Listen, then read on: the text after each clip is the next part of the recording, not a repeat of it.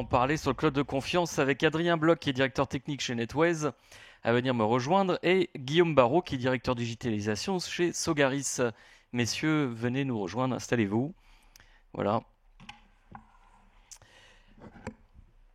On va commencer par vous, Adrien, quelques mots sur NetWays. Alors, NetWays, on est service provider français. Toutes nos équipes, elles sont en France, un peu dispatchées partout. Ça fait 15 ans qu'on existe maintenant et on a 3 grandes verticales technologiques. On a une partie qui est Smart Building, c'est vraiment la gestion du réseau campus du bâtiment, mais ça passe de la connexion et de la sécurisation de tout le réseau vertical, la GTB, l'IoT, etc., sur lequel il y a beaucoup de travail, jusqu'à la gestion des utilisateurs, l'authentification et le fait qu'ils aient la bonne connectivité pour accéder à leur cloud public, privé, en tout cas pouvoir travailler. On a un deuxième vertical qui est plutôt axé sécurité sur la partie data protection, donc où on fait de l'externalisation de sauvegarde, de la reprise d'activité, et sur lequel on travaille un peu sur tous les secteurs, que ce soit de l'infrastructure complètement on-prem, du cloud public qu'on veut sauvegarder, et même quelques applications SaaS maintenant, et tout ça, on l'héberge en France sur des infrastructures qui sont conçues par des équipes françaises et avec de l'immuabilité pour faire de la reprise. Et ce qui va nous intéresser aujourd'hui, Oui. c'est la partie cloud. Donc, NetWays, on a une vision, on aime bien avoir la maîtrise de A à Z. Et donc, on a monté une plateforme de cloud privé sur lequel on fait du privé, du mutualisé, et sur lequel on héberge nos clients. Et c'est un cloud qui est managé, donc qui est managé par nos équipes. Très bien. Guillaume, merci en tout cas d'avoir accepté de venir témoigner. Quelques mots sur Sogaris. Bonjour. Alors, Sogaris, nous sommes une société d'économie mixte de la ville de Paris, spécialisée en logistique urbaine. On a la ville de Paris, la Caisse de dépôt et consignation et un certain nombre de départements qui représentent à peu près 85% de notre actionnariat, mais nous ne sommes pas une entreprise publique.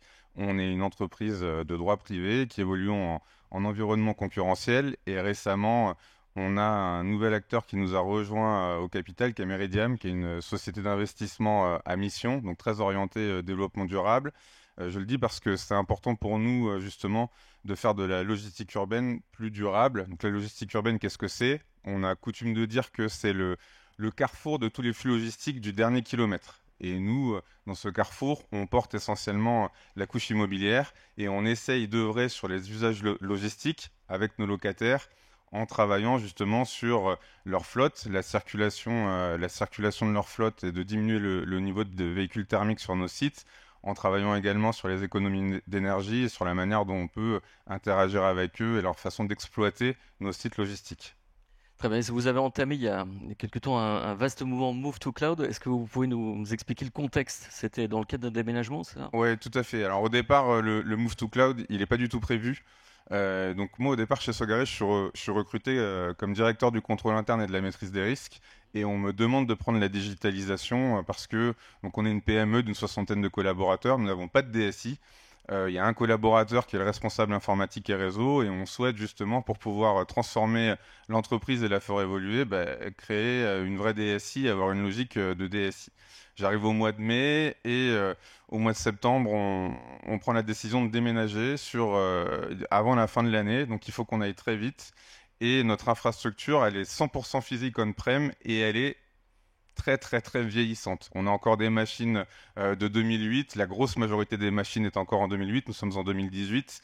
Il y a beaucoup de redémarrages qui sont nécessaires. Enfin bref, on est en vrai risque sur cette infra. Et moi, comme je vous le dis, c'est un peu nouveau pour moi. Et dans la consultation, je privilégie d'abord de reprendre une infra on-prem et physique. Pourquoi? Parce que mon premier sujet, c'est d'abord de diminuer mon niveau de risque. Mon deuxième sujet, c'est de m'orienter vers de l'infogérance pour décharger mon collaborateur et le réorienter vers d'autres missions. Et le troisième sujet, c'est une question de pilotage budgétaire, puisque nous préférions pouvoir être propriétaires de notre infrastructure, du strict point de vue budget.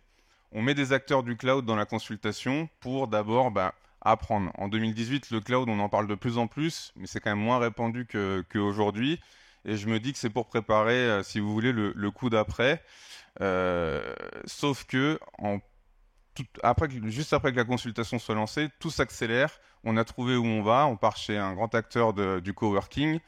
Donc il faut qu'on ait déménagé en 2 mois. Donc on ait migré l'infra en 2 mois. Et en plus de ça, les coûts d'hébergement de notre infra on-prem chez cet acteur sont prohibitifs. On nous propose 200 € par U et par mois. Donc autant dire que c'est encore plus cher que d'héberger, que le coût d'hébergement et d'infogérance. Et donc on a complètement Vous avez changé revu votre copie, non? notre copie exactement, et on a un petit peu changé nos axes de priorité. Et donc là, ce qu'on visait, c'était plutôt l'agilité du système cloud, de pouvoir justement pouvoir évoluer assez vite. La partie PRA aussi était très importante pour nous. Et bien sûr, toute l'expertise d'un acteur comme NetWays pour nous accompagner sur l'évolution et les sujets de cybersécurité. Alors justement, oui, à l'époque, c'est devenu de plus en plus important ce volet de cybersécurité, c'est-à-dire aussi de se décharger de ce pilotage ce management de la sécu, c'était un élément important. Et qu'est-ce que, je dirais, quand vous cherchiez un acteur, vous êtes tourné vers NetWays, mais est-ce qu'il y avait au-delà, je dirais, des aspects technologiques ou de ces aspects de transformation aussi, des besoins d'avoir un acteur de proximité qui vous accompagne? C'était un Tout élément à fait, fort. ça c'est très important pour nous. Donc on est une PME, on se sentait, mon collaborateur et moi, à l'époque on était que deux, ou un et demi, puisque je vous le dis, j'avais le contrôle interne et les risques, plus rassuré d'échanger avec un acteur d'une taille équivalente, quelqu'un avec qui on a senti une vraie proximité, et tout de suite une logique presque partenariale en fait, et qui s'est confirmée tout au long des années pour les différentes évolutions qu'on a pu mener ensemble. Alors on l'a compris, vous êtes tourné vers NetWays. Est-ce que justement, Adrien, vous pouvez, quand on parle d'acteurs de confiance, vous avez proposé du cloud, on va dire de cloud de confiance, qu'est-ce qu'on met derrière ce terme confiance? Quelles sont les briques essentielles pour vous d'un acteur et d'un cloud de confiance? La confiance, c'est compliqué, ça s'acquiert. Et pour acquérir la confiance, pour moi, il faut déjà avoir de la maîtrise et avoir confiance en soi. Donc, c'est aussi, Guillaume en parlait tout à l'heure, mais c'est la proximité.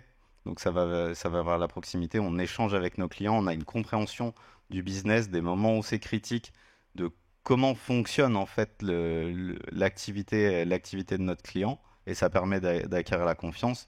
Et tout ça, on le fait, bien sûr, avec de la sécurité, en fait, nous, depuis la construction des infrastructures jusqu'au service client et jusqu'au service qu'on fournit à nos clients.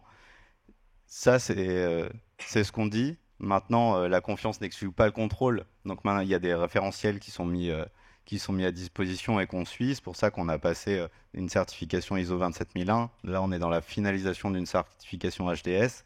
Il y a beaucoup de recommandations de l'ANSSI pour Secnum Cloud. On sait que c'est pas facile. On analyse aussi ça pour potentiellement aller vers ce type de sujet. Et pour nous, c'est vraiment tout ça, le cloud de confiance, c'est savoir ce qu'on fait, où c'est localisé et connaître nos clients, leurs besoins et les accompagner au quotidien. Mais vous disiez, au-delà de cet aspect de briques technologiques, de maîtrise, de certification, il y a toute une dimension aussi de compréhension de métier, en fait, ce qui a fait vraiment la différence, d'accompagnement aussi sur la durée.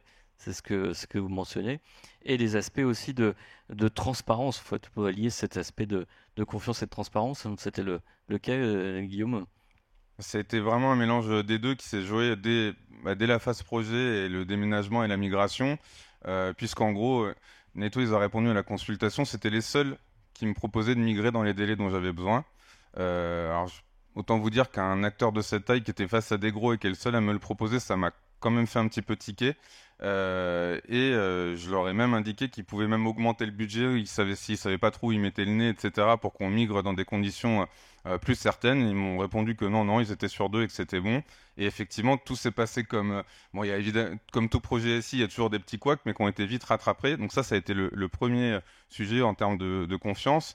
Et ensuite, très très vite, il y a une vraie relation partenariale qui s'est instaurée. On a d'abord travaillé sur la partie ce qu'on appelle corporate, donc ça va être vraiment l'utilisation de l'infra pour nos bureaux. La première grosse évolution qu'on a travaillé ensemble, qui s'est fait sans négociation sur la partie financière, hein, évidemment, mais c'est de travailler sur l'évolution du PRA, le renforcement du PRA et un renforcement assez notable de notre politique de sauvegarde, et d'ailleurs menée par NetWays. Et une fois que ça s'est fait, qu'on s'est entendu là-dessus, et ça s'est fait un petit peu en parallèle aussi, Netways s'est tout de suite intéressé à nos métiers en tant que bailleur logistique et voir comment est-ce qu'ils pouvaient nous aider sur l'exploitation de nos sites logistiques et voir comment, grâce aux solutions de type cloud, on pouvait également œuvrer pour une meilleure sécurité pour nos locataires. Et ça s'est fait via le passage par un service de pare-feu virtualisé qu'on a pu poser à l'entrée de tous nos sites de manière à pouvoir offrir à nos locataires un meilleur monitoring de leurs flux, des flux qui circulaient sur le site et bien sûr une meilleure sécurité. Ouais, c'est-à-dire qu'au-delà du lift and shift, enfin, c'était pas du lift and shift, c'est que vous êtes vraiment choisi le cloud pour innover, accélérer votre transformation digitale Oui, et en plus avec une vraie compréhension métier de pouvoir apporter de la valeur gérer au business. tout C'est à un fait. peu la promesse est tenue là, hein. Oui. On peut le dire. Alors vous mentionnez tout à l'heure un élément important aussi, cette dimension éco-responsable au sein de votre métier, de la logistique urbaine.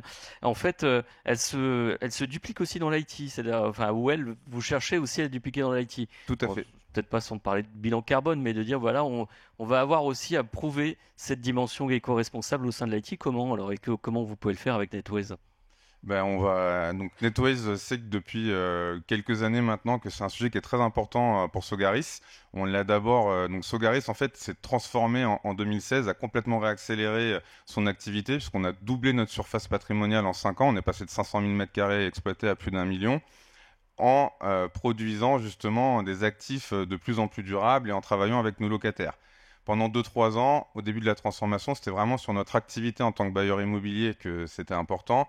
Et de plus en plus, pour des questions notamment de réflexion RSE, on a descendu cette couche-là sur un petit peu toutes les strates métiers dont l'IT va faire partie. Et ça fait plusieurs années que je discute, puisque je travaille à ce stade avec Netways, pour leur dire attention, le numérique responsable pour Sogaris c'est très important, ça va l'être de plus en plus je pense pour l'ensemble de vos prospects et de vos clients, donc il faut qu'on puisse travailler ensemble à mettre en place du numérique plus responsable. Ça va passer par justement du reporting, ça va passer par du calcul de bilan carbone et comment on peut éviter des émissions grâce au cloud ou grâce à d'autres usages du cloud. Oui, c'est-à-dire qu'en fait, ça sert, cette transparence sert aussi bien à la cybersécurité, le monitoring, mais aussi l'éco-responsabilité. Alors, Adrien, justement, vous ne l'aviez pas mentionné dans cet aspect de confiance, c'est-à-dire que cet aspect d'éco-responsabilité, de durabilité, fait partie aussi de cet écosystème de confiance? Oui, et j'ai des bonnes nouvelles pour Guillaume, mais il est même pas au courant. Donc nous, on travaille sur cet aspect éco-responsabilité depuis longtemps. En fait, on a fait des choix technologiques et on fournit un cloud où on mutualise énormément de ressources. Donc déjà, on consolide les workloads de tous nos clients et donc ils vont pas consommer, acheter énormément de matériel pour consommer 5%, mais nous, on va consolider tout ça. Donc déjà, il y a un vrai gap à ce niveau-là sur la partie cloud. On a fait le choix aussi de partir sur des technologies de stockage flash depuis 8 ans maintenant, qui font un gain en matériel, en énergie, Consommation etc. énergétique, oui. Ouais. Et là, on est sur une phase de finalisation de tout le calcul de l'empreinte carbone de l'intégralité de nos services en temps réel.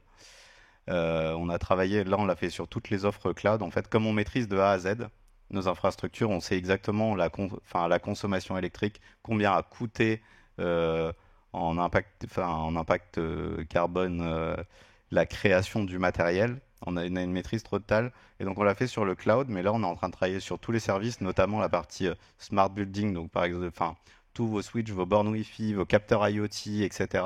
En fonction de la localisation du pays, etc. On calcule l'empreinte carbone et on va le donner de manière mensuelle à nos clients. On va le donner sur chacun des services, donc ils vont savoir que tel utilisateur en VPN, bah, ça coûte tant.